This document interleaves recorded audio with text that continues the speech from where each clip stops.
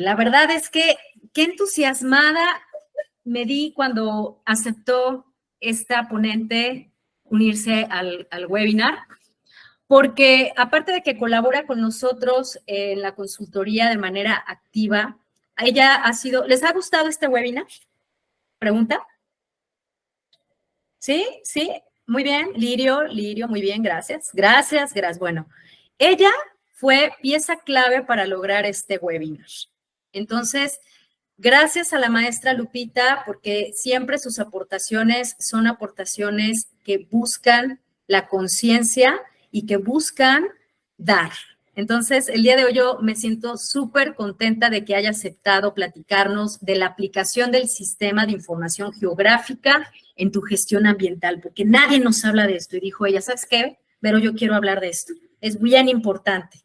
Necesitamos que más entiendan esta parte y la relevancia del tema.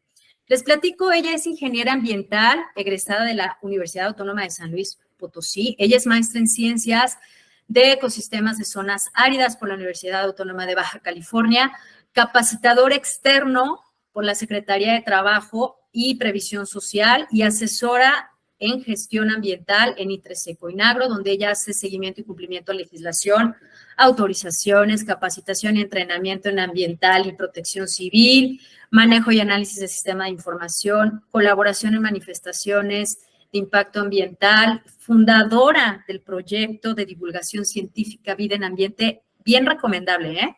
Escúchenla, trae temas muy interesantes y también quienes comparten micrófono con ella son profesionales apasionados del tema.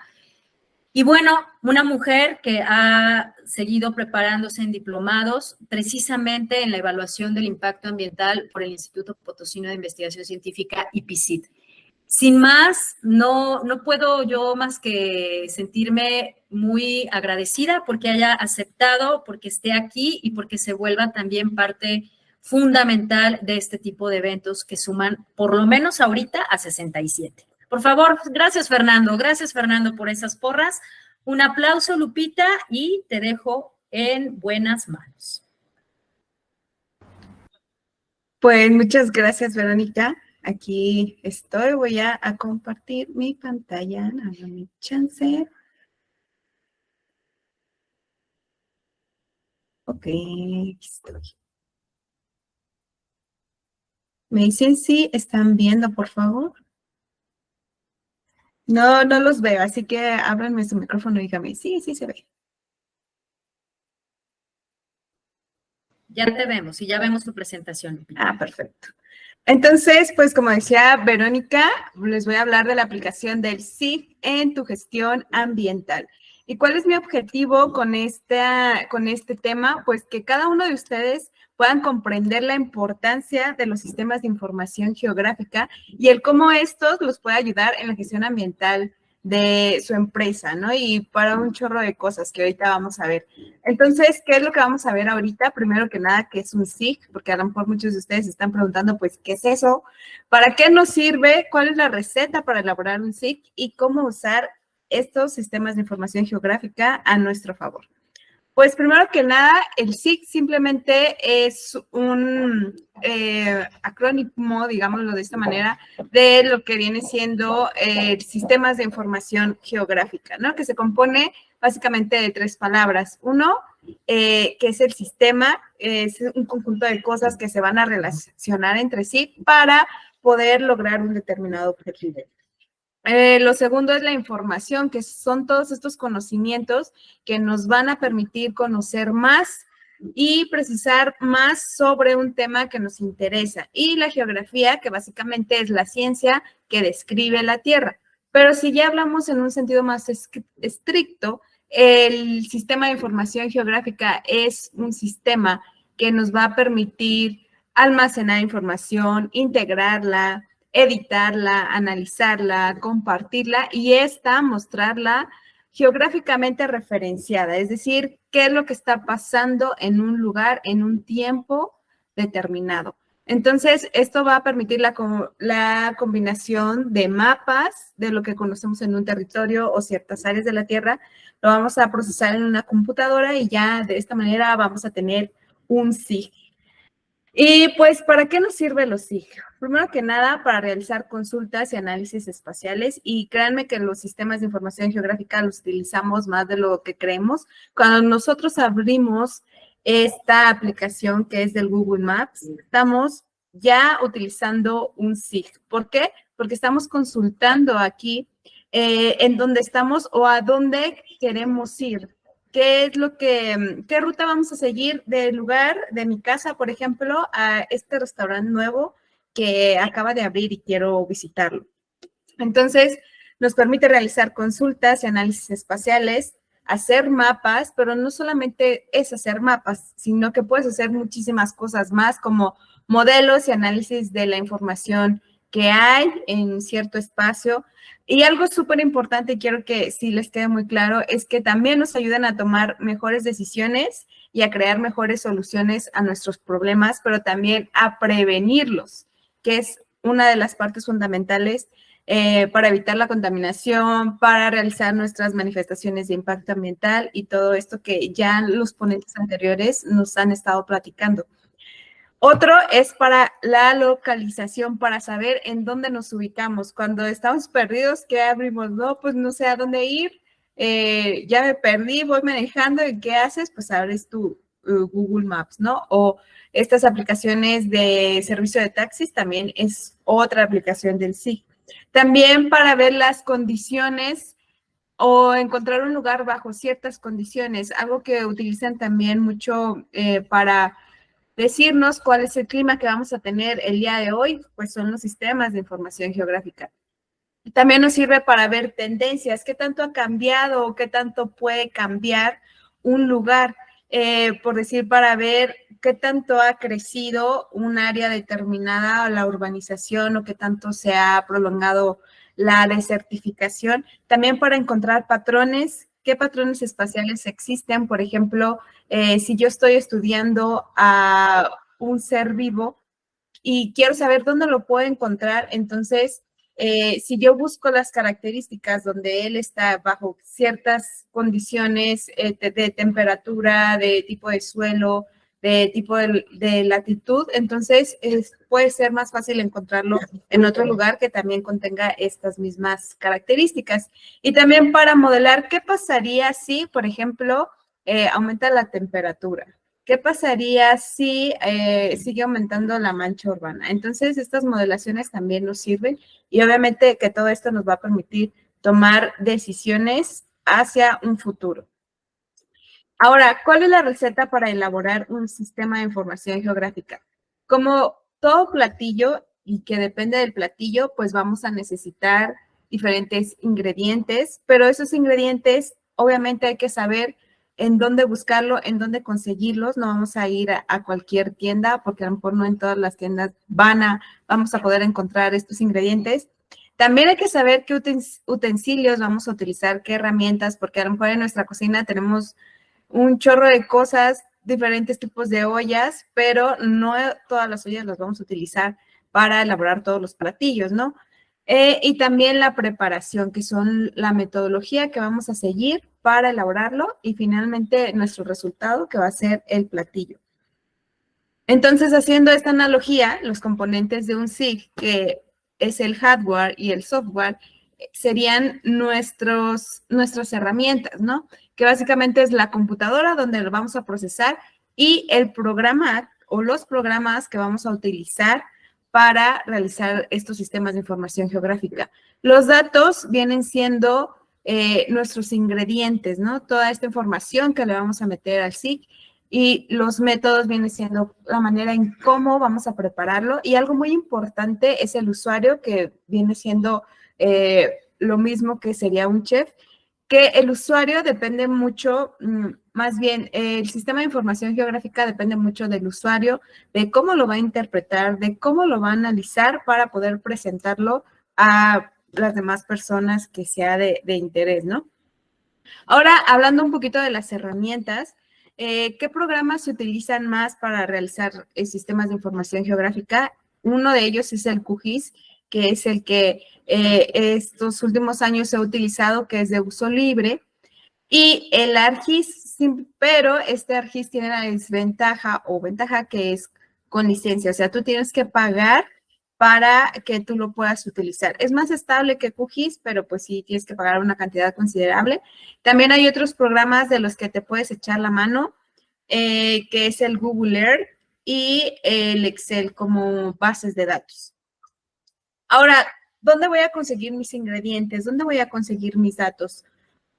Una de las cosas que podemos hacer es de mi propio proyecto, los que genero yo cuando voy a campo, depende de mi objeto de estudio, si es un ser vivo o si es, por ejemplo, un contaminante o yo qué sé, ¿no? Entonces voy a campo, anoto las características que me interesa estudiar, pero también anoto la georreferenciación, en dónde estaba, porque recordemos que esto tiene que ver en un lugar y un tiempo determinado. Pero también podemos conseguir datos que no podemos sacar en campo, pero estos tienen que ser de fuentes confiables. Y en México, el padre de toda la información fidedigna es el INEGI, ¿no? O al menos eso es lo que nos dice, donde podemos encontrar información de muchísimos temas, obviamente cartográficos también, que sí los podemos bajar como en formato Shape o GeoJSON, que son los que admite este tipo de programas que les platicaba, pero también podemos descargar bases de datos que tengan por ahí la georreferenciación y que los bajemos como XLSX, que son básicamente de Excel. Pero también podemos encontrar información de una manera muchísimo más fácil en el geoportal de Conavio, que también es información del INEGI, pero a veces es más fácil encontrarla en este otro lugar. Ahora, ¿qué métodos voy a seguir? En estos programas tenemos un chorro de cosas que podemos hacer, pero depende mucho de lo que estemos buscando realizar, qué es lo que queremos representar, ¿no? Depende del platillo. Entonces, aquí yo puedo hacer modelaciones, puedo hacer buffers, por ejemplo, para ver cuál sería el nivel de explosión de algún contaminante si llega a pasar algo. Puedo combinar capas, puedo cortarlas, puedo por ahí también categorizarlas, puedo crear líneas, puedo crear polígonos, puedo crear un chorro de cosas. Entonces, ¿cuál va a ser nuestro platillo? ¿Cuál va a ser nuestro resultado? Puedo crear cosas tan sencillas como mapas temáticos como este de ubicación, que fue uno que creé cuando estuve haciendo mi tesis de maestría para ver cuáles eran los lugares donde yo estaba estudiando mi objeto de estudio, ¿no? Valga la redundancia. Que es muy diferente a que si yo solamente tomara una captura de pantalla y la pusiera en el documento. Es muy diferente solamente presentar esto que es del Google Earth o puede ser del Google Maps a que si yo presento esto en un trabajo, ¿no? Esto habla también de la profesionalización que tú tienes. Y también puedes hacer otros mapas un poquito más elaborados para representar información de manera gráfica y que se vea de manera más visible. O también puedes hacer algo muchísimo más elaborado, por ejemplo, un mole que no cualquier persona lo puede hacer, como es la creación de índices, por ejemplo, en esta parte de aquí arriba, que es, se utilizó un NDVI para determinar el estado de la vegetación. Y este otro también puedes conocer cuál es la afectación de fenómenos naturales y antropogénicos. Por ejemplo, en esta otra parte de abajo se utilizó un índice espectral para ver cuál era o cuál fue la cicatriz de un incendio en determinada región. También podemos hacer modelos digitales de elevación para conocer cómo está el terreno. En esta imagen, por ejemplo, se utilizó una paleta de colores para determinar cuál era el espacio o el lugar que estaba con menos elevación. En este caso, esta parte es un valle y conforme va aumentando la intensidad del color, entonces va aumentando la altura. Entonces nos damos cuenta que esto es un valle que está rodeado por montañas y que de este lado están las montañas más altas. Entonces tú te puedes dar cuenta que a lo mejor cuál va a ser el lugar más apropiado para poner tu empresa. Por ejemplo, sería una aplicación y también puedes clasificar el tipo de suelo y analizar los cambios, ¿no? Lo que les decía en un inicio, qué tanto ha aumentado por ahí la urbanización o qué tanto ha aumentado la desertificación. Entonces, ¿cómo puedo usar el SIG a mi favor? Primero que nada, me va a permitir conocer el espacio geográfico en donde estoy, porque a lo mejor hay cosas que no sabía que existían y con esto, sin necesidad de ir a campo en muchas ocasiones, te puedes dar cuenta de qué es lo que hay. También a identificar posibles riesgos naturales y antropogénicos, porque con esta información a lo mejor te puedes dar cuenta de que hay fallas geológicas en donde estabas y que puede representar un riesgo estructural para tu empresa y que tú no sabías. También para dimensionar el impacto que tendrá o tiene tu actividad, como esto que les platicaba de los buffers, y también identificar cuál es el lugar más adecuado para instalarme, porque esta herramienta nos permite utilizarla en las manifestaciones de impacto ambiental y como lo decía el ingeniero Mark, tiene que ser preventiva y tienes que saber en dónde te vas a instalar.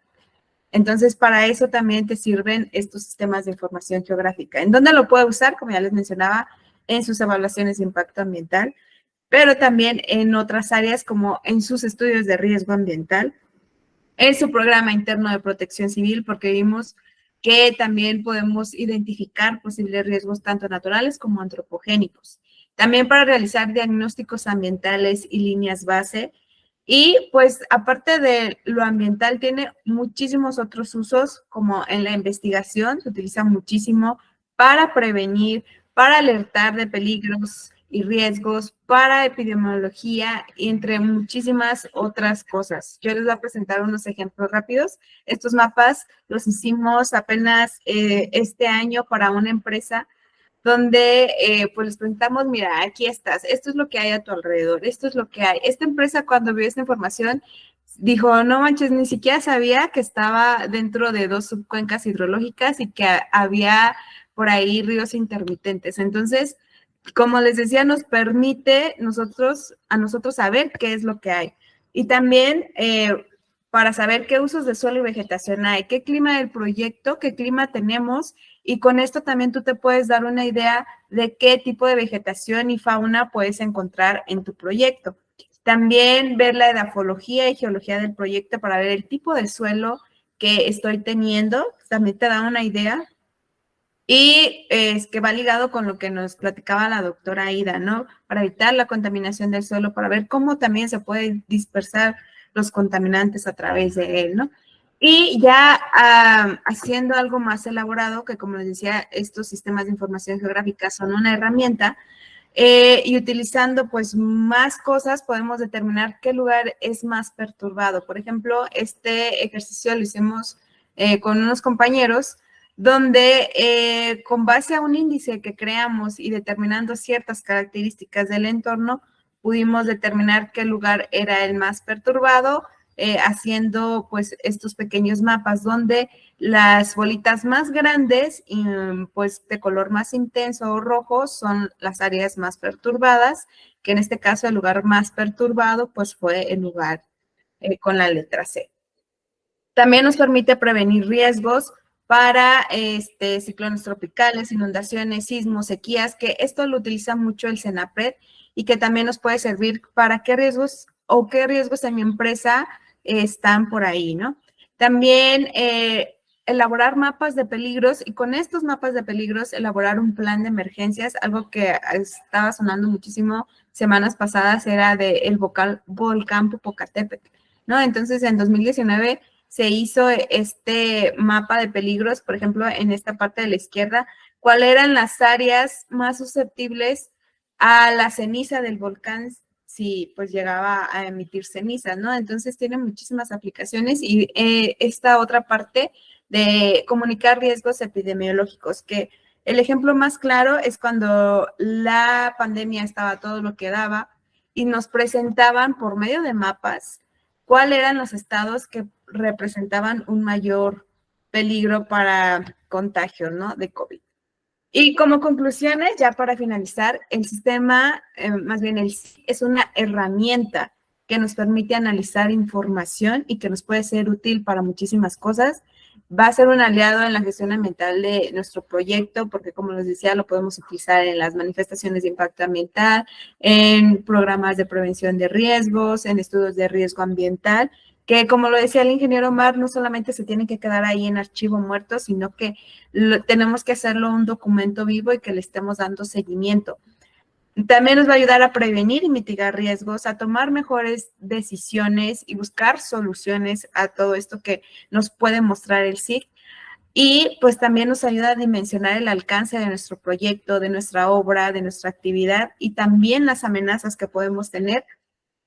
Y algo muy importante que se los mencionaba al inicio es que el análisis e interpretación depende de gran medida del usuario o de quien lo está viendo. Entonces, también tenemos que apoyarnos de profesionales que sepan de estas herramientas y que también sean expertos en diferentes temas de suelo, de agua y de este tipo de cosas para poder darle un mejor análisis a estos sistemas, ¿no? Y pues esto era todo lo que yo les quería compartir el día de hoy. Si tienen preguntas, pues con muchísimo gusto vamos a contestarlas.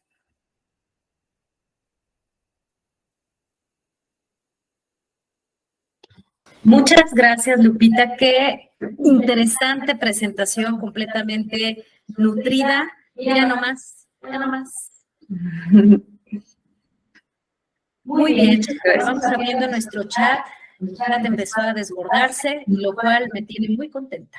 Dice, felicidades, Lupita, mucha información interesante y una presentación visualmente muy bonita. Gracias, dice Eva Lara Rubio.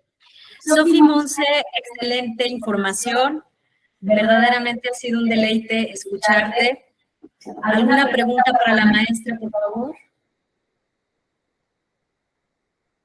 Se escucha eco. También acá me están diciendo que se escucha eco. Ok. ¿Ya? ¿Ya mejoró? Perfecto. Perfecto, perfecto. Yo tengo una pregunta que están aquí, interesante. Dice, acerca de los mapas temáticos y del uso que se les da en diferentes documentos como el IP, la mía, los ERAS y los programas internos de protección civil, ¿cómo contribuyen estos mapas a la sostenibilidad de la cual se ha estado hablando durante todo el webinar? Preguntan. ¿Cómo contribuye a la sostenibilidad todos estos mapas? Pues como les decía, pues es una herramienta que pues nos va a ayudar con todo lo que ya traíamos antes, ¿no? Con las manifestaciones de impacto ambiental, con los estudios de riesgo y lo que buscamos principalmente es la prevención, ¿no? Entonces, con esto a nosotros nos va a ayudar a saber qué es lo que hay a nuestro alrededor, cuáles son los peligros, cuáles son los riesgos y con eso tomar decisiones. Y pues como les mostraba también en las aplicaciones, muchos de estos también nos ayudan para que a nosotros, por ejemplo, si hay un huracán, lo que hace el gobierno es avisar que hay un huracán y toma medidas preventivas con la población. Y la población también forma parte de lo ambiental. Y si nosotros protegemos a la población, también estamos, pues, abonando al desarrollo sostenible, ¿no? Porque el desarrollo sostenible tiene diferentes objetivos y uno de ellos, pues, es la salud. Entonces, pues, bueno, solamente es como una aplicación, pero tiene muchísimas otras. Muchas gracias, Lupita. Una pregunta acá más que nos hacen en el chat. ¿Cuál es el sistema de coordenadas que más utiliza en este tipo de cartografía temática? Pregunta Gilberto Pérez. Y una más, ¿el sistema Seattle, SIATL, es compatible con los sistemas que comentó?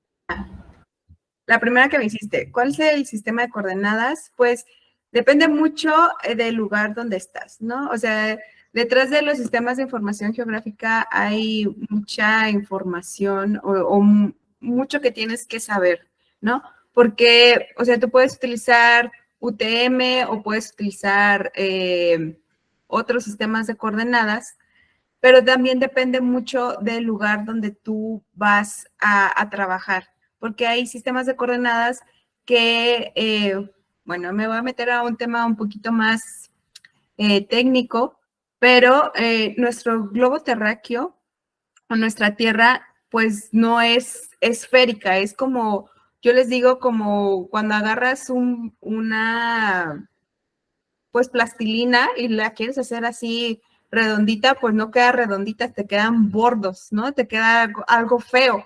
Así es nuestra Tierra. Entonces, estas proyecciones se ven, cuando nosotros vemos las proyecciones como los mapitas así, se ve como muy bonito, pero en realidad no está así planito, está pues todo chueco. Entonces, hay diferentes proyecciones y diferentes sistemas de coordenadas que tú puedes utilizar para que disminuir estas deformaciones de la Tierra. Entonces, va a depender muchísimo de dónde estás parado. Por ejemplo, el UTM es como el más utilizado porque es como a nivel global, pero en México también, por ejemplo, el INEGI utiliza mucho otro que se me acaba de olvidar el nombre, perdónenme, tal vez es parte de los nervios. Pero sí, depende mucho de dónde te encuentres. Y del sistema Seattle, ahí te lo voy a quedar de ver porque no lo conozco. Hay una persona que quiere... No te escuchamos, Vero. Perdón, hay una persona que quiere participarte. Adelante, Carla Vargas, por favor. Hola, ¿qué tal? Muy buenos días, Guadalupe. Felicidades por tu presentación muy completa y visualmente muy agradable. Esto pues como tu público nos facilita mucho el ponerte atención. Entonces, muchas gracias por tu esfuerzo y tu presentación. También, pues bueno, yo también he trabajado con sistemas de información geográfica y pues como dices, sí nos ayuda mucho a ampliar esta visión que tenemos de los escenarios que estamos evaluando, ¿no? Es para toma de decisiones y bueno, también he trabajado con análisis multicriterio, ¿no? ¿Qué pasa cuando mezclas la edafología con la hidrología del lugar? ¿O qué pasa cuando mezclas especies que habitan en una zona de estudio con las especies que están enlistadas en la norma 059, ¿no? Entonces, esto sí también habla mucho de la zona de estudio que estás evaluando. Y lo que me llamó mucho la atención de este mapa que tú hiciste en tu posgrado para evaluar cuáles eran los sitios con más, me parece, perturbación ambiental, ¿cuáles fueron los factores que tomaste en cuenta para realizar estas visualizaciones geográficas? Gracias. Gracias, Carla. En este ejercicio, estoy levantando la mano. En este ejercicio que yo les comentaba fue pues simplemente de una materia y aquí lo que nosotros utilizamos fue una metodología de evaluación de impacto ambiental. No recuerdo exactamente cuál fue el nombre, pero sí lo que nosotros teníamos que hacer era ir a cada lugar, a cada punto de muestreo e identificar con base a este índice o esta metodología cuáles eran los lugares más perturbados, ¿no? Nos hacíamos preguntas de que si había fauna, qué tipo de fauna había, si había también especies vegetales, qué tipo de especies vegetales había, si eran endémicas, si no eran endémicas. Realmente en nuestro grupo, que era conformado por 2 biólogos y yo que era ingeniera ambiental, pues vimos cuáles eran los factores que más nos iban a permitir a nosotros identificar la perturbación de este lugar. Y va relacionado con lo que decía el ingeniero Omar. O sea, las manifestaciones de impacto ambiental las tienes que hacer con equipos multidisciplinarios porque te van a dar diferentes perspectivas que a lo mejor tú solo no puedes ver. Entonces, eran ciertas preguntas que nos hacíamos y dependiendo la respuesta que nosotros íbamos encontrando, también le dábamos un peso. Por ejemplo, si hay fauna que es de la región, entonces le vamos a poner un valor más bajo porque está menos perturbado. Y si hay fauna o especies exóticas, le vamos a poner un valor más grande porque está más perturbado, ¿no? Y con base a ese índice fue que nosotros pudimos trasladarlo a estos sistemas de información geográfica y poder representarlo de manera visual, ¿no? Porque no es lo mismo que tú se lo presentes de esta manera a que solamente llegues con una persona y le digas, no, pues es que este lugar, el C es el más perturbado, que básicamente el C pues era la parte céntrica de acá de la ciudad de Ensenada, pues obviamente iba a estar más perturbado que la parte D, que fue la menor, que pues era un camino de terracería, ¿no? Entonces, tú puedes crear este tipo de índices buscando diferentes metodologías de impacto ambiental, ¿no? Aunque la más utilizada, pues es la matriz de Leopold. No sé si con eso contesté tu pregunta. Muchas gracias, muy Lupita. claro, muchas gracias. Muchas gracias, Carla, por tus aportaciones. Y aquí comenta Elizabeth, súper importante el uso de sistemas de información para obtener datos en el contexto de nuestros proyectos y las interacciones que podemos tener en el ambiente. Muchas felicidades, te mandan felicitar, Lupita. Elizabeth también dice que el Seattle es el simulador de flujos de agua de cuencas hidrológicas del INEGI, herramienta muy importante para ver las correntías tanto intermitentes como permanentes. Muchas gracias a todos. Verdaderamente pudieran seguir aportando ustedes y Lupita y se dan ahí su one-on-one con ella. Pero tenemos que continuar porque apenas vamos en las 3/4 partes de nuestro webinar. Entonces, aplausos a nuestra maestra Lupita por esta gran presentación. Yo concuerdo con todos y cada uno de ustedes, visualmente maravillosa, ¿no? Y aparte en contenido. Creo que esa parte se agradece un montón, ya nomás desplegaste las redes, as always. Muchísimas Bueno, pues también hacerte nuestro reconocimiento, Lupita, por tu esfuerzo, tu dedicación, tu conocimiento y sobre todo tus ganas de compartir en este día tan importante para quienes nos dedicamos al medio ambiente, celebrando el medio ambiente, las claves que necesitas saber para lograr un CGA sostenible. Te damos un reconocimiento por tu destacada participación y continuamos entonces